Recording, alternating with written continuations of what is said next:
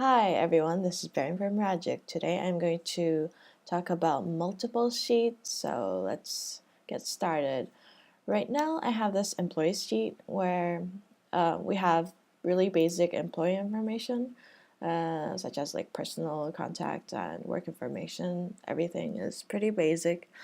I just want to create a duplicate of this sheet with the same data because right now we have Leela's personal information, but other departments don't really need to see her address or telephone when they're dealing with Leela's other information. So let's make a sample for the IT department. So let's just create a new tab called IT and save. Yeah, and I'm just quitting this configuration because our tab is created over here. And from this HR employees sheet, I'm just going to click Change Design and do a multiple version under and move that under IT. And let's do that. Employees copy to IT. Now after moving, I can just rename this sheet to users because we're essentially going to have their user information for the company.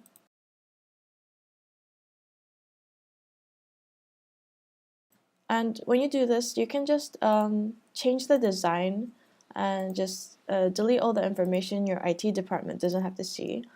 So we might only need the email field here. And then let's see. Yeah, this can stay as well. So you can see that you can play around and delete all the fields you don't need. Some people ask me how to delete fields. You just select any of the fields you want to delete and then press delete on your keyboard or backspace. So that's how you delete fields. And you can just drag them to move around. Okay, right now I only have these few fields. Let me just save it first. And I'm just going to add some information they need for IT. For example, like, okay, this is a static field I just added to make a distinction. And let's see, I need to add a username, work email. Oh, by the way, our fields capture the field type here according to what you type, and sometimes it might not be right. That's fine. You can just change the input type. So that's going to be free text for me. We'll need a work email and maybe assigned computer station. And yeah, that's it. I mean, pretty basic, and afterwards you can fill this in. For example, Leela. You can see that right now, for the IT department, these are the only fields that can be seen, and if they don't have the access rights to this employee sheet, you're not going to have any trouble with IT people calling up like employees. Okay, so how to configure the access rights for this? For that, when you add new users, over here, account setup, over here, right now I'm only the only user in this account, but when you add new users, you can change their group. So right now I'm the system admin, but you can just configure and add new user groups here. And then you can limit what each user group can see in one sheet, like so. So over here, form settings, access rights. So you can see each user group's what each user group can see. So right now, everyone who is not a Ragic user, so anyone off the internet, can't see anything from this sheet. So users will be able to create and edit their own entries and view all entries, but they won't be able to edit other people's entries. But as I said, I'm the only admin here, so and admins by default can see everything, so be careful about that. For those who are wondering, we do explain our user management system in Learn Ragic.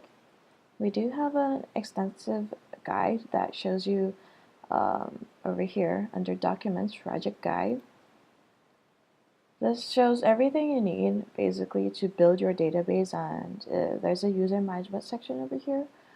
Through user groups, these are the system defaults. So if you have the Ragic Lite or Professional plan, you can customize these, but these are the system defaults, which might be what you need. So here's an explanation about what users can view, create, or modify. So this is set on every sheet you have for different user groups, and you have a lot of flexibility with this. You can configure what every group can do in the sheet.